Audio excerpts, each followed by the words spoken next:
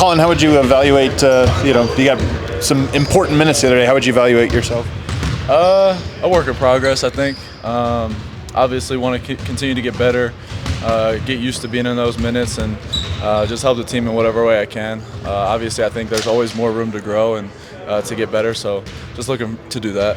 With Jamal out for a little bit, has the coaching staff talked to you at all about what's coming up for you?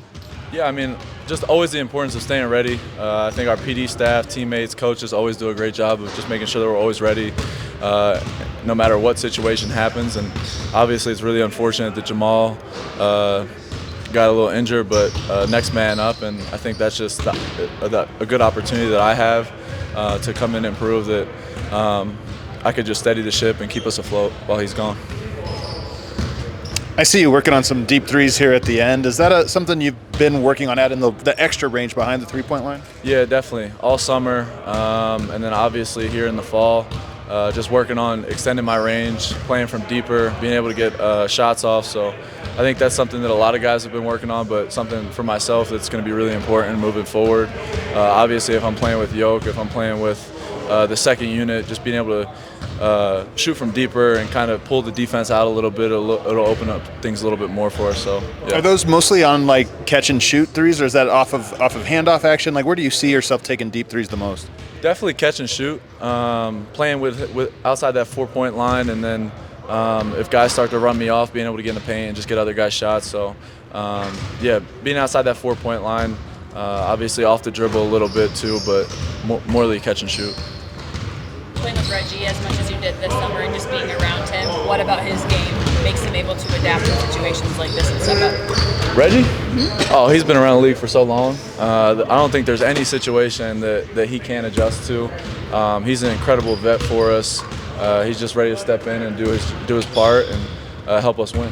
Did you take a second after you got the game ball, after that last game, to just reflect on kind of how far you've come and what you've been through to get to this point? Yeah, a little bit, but knowing that we had a game on Monday, just had to get ready again and just get prepared, knowing that Jamal's probably not going to play for about a couple weeks maybe, but yeah, I mean, not really, but a little bit.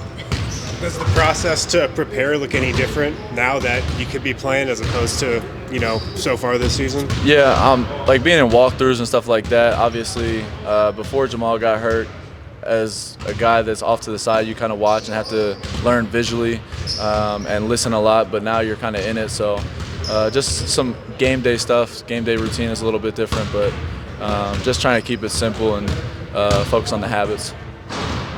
How does the identity of that second unit change without Jamal? Obviously, he was a guy that came off and could score. They brought him off early and put him back in, so he was a scorer, but I think now just getting up and down probably a little bit more with guys like CB P-Watt who thrive in transition, Zeke, so trying to get them out in space, and obviously it's a defensive unit that can kind of get stops and get out in transition, so probably that, and obviously just recognizing when we get bad shots or if we have a couple possessions where we're a little stagnant, and then we can slow it down. But with those guys, they really thrive in transition, so trying to find them in their opportunities where they can score is going to be important. Reggie spoke pretty highly of you and called you a young vet. How do you think your approach has changed since you've been in Denver?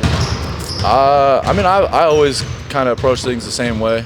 Always try to stay ready, just be a professional.